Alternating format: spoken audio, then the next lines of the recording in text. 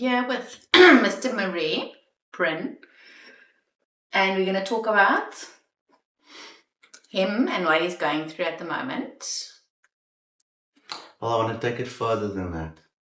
I want to talk about how things lead up to bad situations from good and what comes out of it and what the journey is like and how to find some type of resolvement within it. You know? So where would you like me to So start? talk me through what you're going through at the moment Mm, and where it started. Coming to Cape Town has been the best decision I've ever made in my life. And when I say the best decision, it comes from a point of view of making decisions. And I never ever made the best decisions in my life. But regarding the correct decisions or decision, it was definitely Cape Town. I got here and I found myself in a very dark space at the time, not realizing what I was going to do, who my friends would have been or become, which girl I would have met or have met. Not realizing that I would have a serious cardiac condition. Yeah, so when I landed in Cape Town, I thought to myself, what am I going to do? Where am I? And in that short space of time of being here, um, I had a few instances when it came to my health, particularly. And one of the main instances was my heart condition. Um, and not realizing how serious it was at the time. I think it was a year of being in Cape Town where I was in hospital, and at that point, they said that I was on the verge of basically having a heart attack. So the normal protocol of hospital is to say, you know what, let's just treat it. And they gave me new medication and got it leveled out. And after that, of having a stable few, I think maybe 2 years after that, I experienced something else. And try and remember this, that during those 2 years, I had like a serious, normal, sustainable life where I was working, I had all the friends in the world, I was going out to different places. I really lived like fully within those 2 or 3 years of being in Cape Town. And it was the best time of my life. I'm not going to lie to you. The most incredible time. And then one day when I was at work, I felt weird. I felt like something was wrong with me. And it's not like the symptoms of which I had the first time of my heart being like overworked and I'm very tired. It felt like my whole, like my brain and all my organs, like my whole being was like dying at that moment. And I remember going to my boss and I said, I don't feel well. I need to leave. I need to get to a doctor. And I went and they did many checks and I was told the same thing. It's my heart and it is normal for medication not to work at times. Um, and I sat there and I thought to myself, this can't be it. It just doesn't feel right. It doesn't feel the same. And I learned a lesson from my mom. She said, never accept what anyone tells you, especially doctors and nurses. She says, plead your case, fight for it, because you're the only one who knows what's wrong with you. You can feel it. And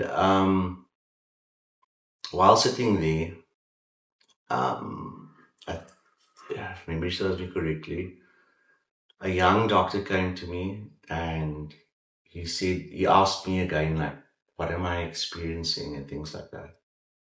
And unfortunately, in a government hospital, young GPs are not allowed to give an assessment or do an assessment, sorry, or to give a diagnosis. So what he did is he went to somebody else, a senior, and eventually, after 5 hours of waiting, I got a senior who came to me. Yeah, and so he called the senior, and the senior finally he took a lot of blood samples from me, sent it off, whatever it is, and then 2 hours later it came back, and they confirmed that my heart condition is not really the problem. The problem is my liver, and basically, um, they picked up that my white blood cells was way more than my red blood cells at the time. And then I was referred to the oncology department. At the time, you always hear the word oncology, but I had no idea what it actually was. You always see it in movies and things, but you never really take or note of what that term is. And when I was in that wing of oncology, I saw a lot of things that scared the living daylights out of me. And then eventually, a lady came to me. She called me aside, and we sat down, and she told me that, Mr. Marais, your diagnosis is positive for sarcoma. Now, sarcoma sounds like cancer, but you don't think of it like that at that moment. And then she explained to me that um, I was basically diagnosed with cancer, and my liver basically has three tumors, one being at the entrance of the liver, a second at the midway, and a third further down.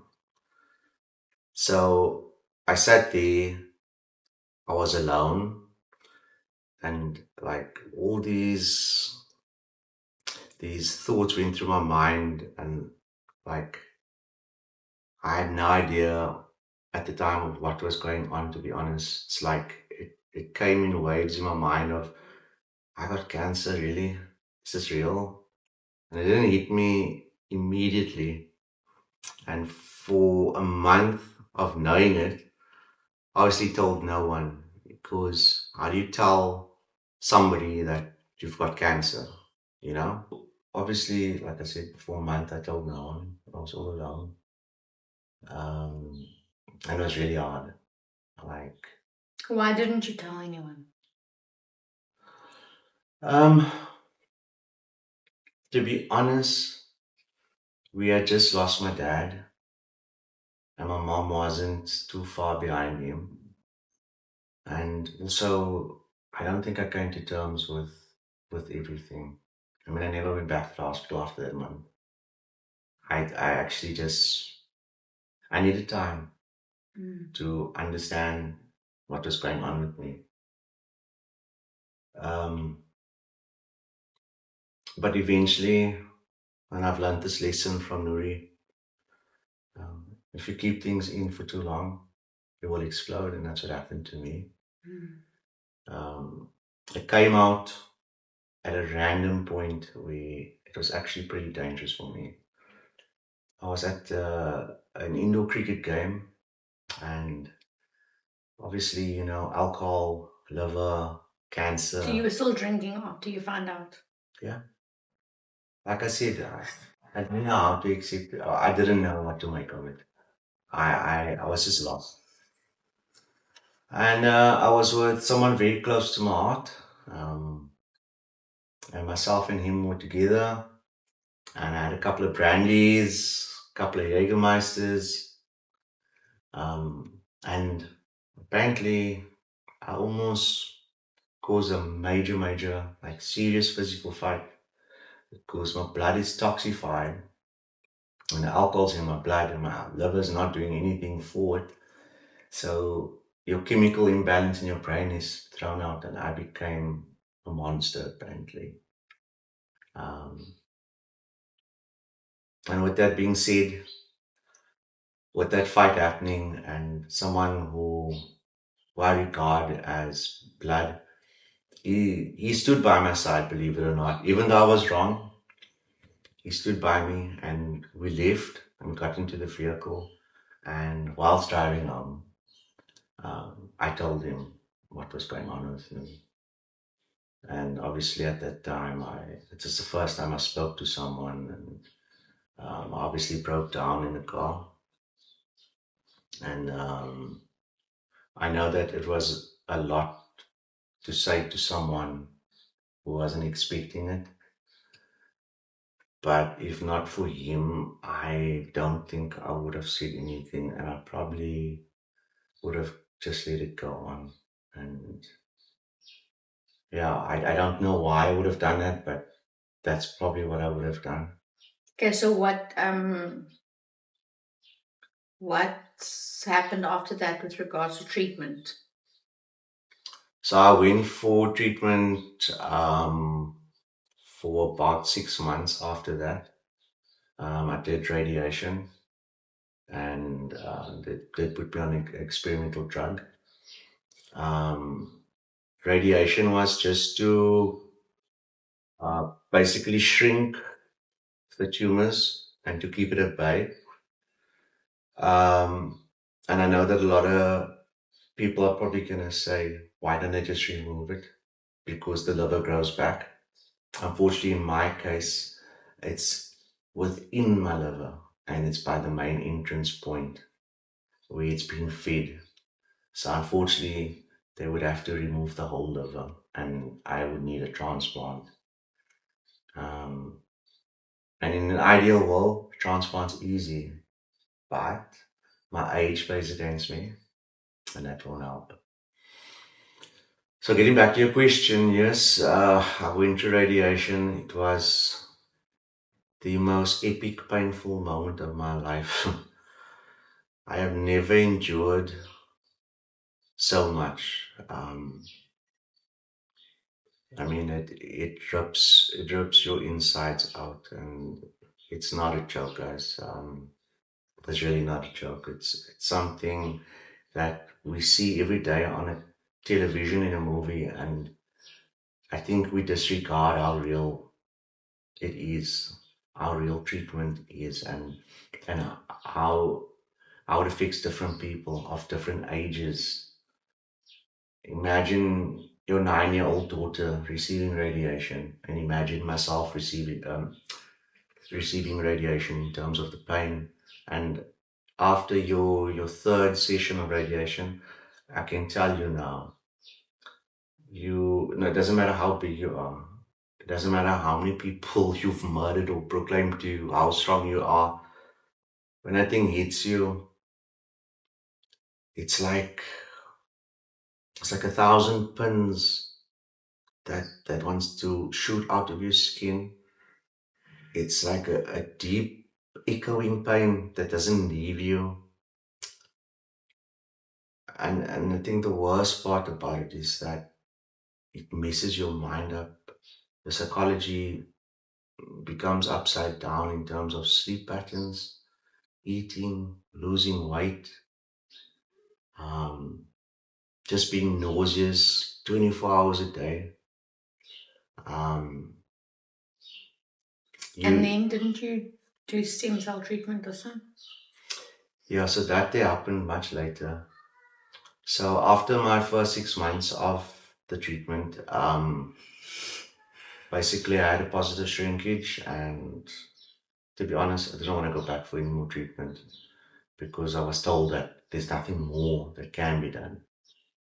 So what I did is I basically took a break.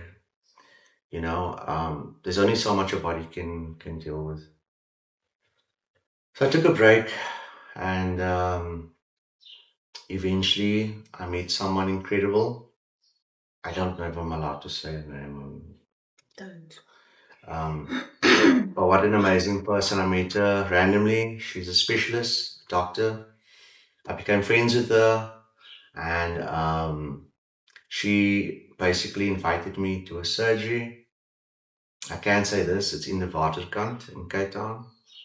Um, and her and a business partner did stem cell treatment on me. That is another level of pain. That is, I did not expect that at all, to be honest. Um, and she sponsored me vitamin C fluids or IV, and that is not affordable by any means. No, I don't think a normal person can afford it. But fortunately, she sponsored me 3 of those pints, and if not for her, to be honest, I don't think I would have had a chance to recover. Stem cells, I received the first dose. Uh, I can't remember the date now. That's another thing. Yeah, you may think that some people are forgetful in terms of dates. I suppose everyone's forgetful for certain reasons. But in my case, after receiving all that radiation, my mind has not been quite the same. I remember things, but I don't remember them on that exact day or date. Sometimes it comes, sometimes it goes, and I'm sure you've experienced this with me a lot in terms of memory. I'm really good at remembering certain things, but there are certain points of an event where I just won't remember a date. But I've got it at least diarized somewhere. Um, I received the stem cells, and that they last for up to a year, 6 months to a year. And then when I was supposed to receive my second set of stem cells, it never occurred because I got sick. Um, and now, well, I have just started radiation, and it's combined with a drug called Avastin. Um, and as Nuri pointed out to me, Avastin is basically a thing that starves the tumor from feeding onto the toxins or nutrients that comes into the liver. No. Yes, it does. Okay. No, it does. It literally does. Okay. But explain your side. No. No, explain. No, it basically